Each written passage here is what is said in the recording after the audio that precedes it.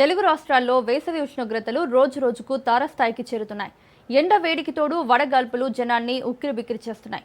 ఉదయం నుంచే భానుడి దాటికి జనం ఇళ్లలో నుంచి రాలేని పరిస్థితి ఏర్పడింది. తెలుగు రాష్ట్రాల్లో వేసవి ఉష్ణోగ్రతలకు సంబంధించి మరింత సమాచారం మా విశాఖ ప్రతినిధి కిరణ్ అందిస్తారు. తెలుగు రాష్ట్రాల్లో ఎండలు మండిపోతున్నాయి.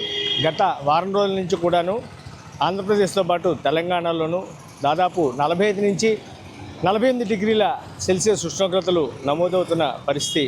మరోవైపు ఎండ వేడిమికి తోడుగా వడగాల్పులు వీస్తుండటంతో ప్రజలెవరూ కూడాను నడి రోడ్లపై రాలేని పరిస్థితి నెలకొంది.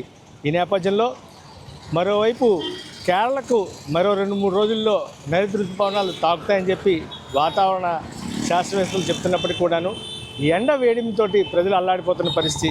ప్రత్యామ్నాయ మార్గాలను అన్వేషించాలని చెప్పి ఖచ్చితంగా తప్పనిసరి పరిస్థితి అయితే తప్ప బయటికి ఎవరు రావద్దని చెప్పి ఇప్పటికే వాతావరణ శాస్త్రవేత్తలు కావచ్చు, మరోవైపు జిల్లా అధికార యంత్రాంగం కావచ్చు స్పష్టమైనటువంటి సంకేతాలు ఇస్తున్న పరిస్థితి.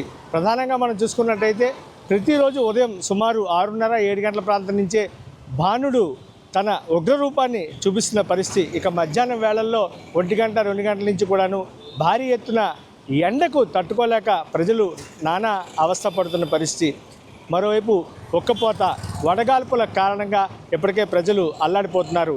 ప్రధానంగా మనం చూసుకున్నట్టయితే గతంలో ఎప్పుడు ఇంత స్థాయిలో ఉష్ణోగ్రతలు లేవని చెప్పి, వేసవిలో ఇంతటి తాపాన్ని చూడలేదని చెప్పి ఇప్పటికే ప్రజలందరూ కూడా చెప్తున్న పరిస్థితి.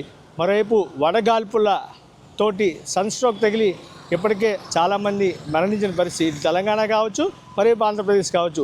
ఏది ఏమైనప్పుడు కూడాను మరో 2-3 రోజుల్లో ఖచ్చితంగా స్వాంతన చేకూరుతుంది. ఏదైతే కేరళను నైరుతి ఋతుపవనాలు తాకిన నేపథ్యంలో క్రమేణా ఈ నెల 28 లేదంటే జూన్ ఫస్ట్ వీక్కి ఖచ్చితంగా ఆంధ్రప్రదేశ్ అదేవిధంగా తెలంగాణకు క్రమేణా నైరుతి ఋతుపవనాలు విస్తరిస్తాయని చెప్పి వాతావరణ శాఖ అంచనా వేస్తుంది.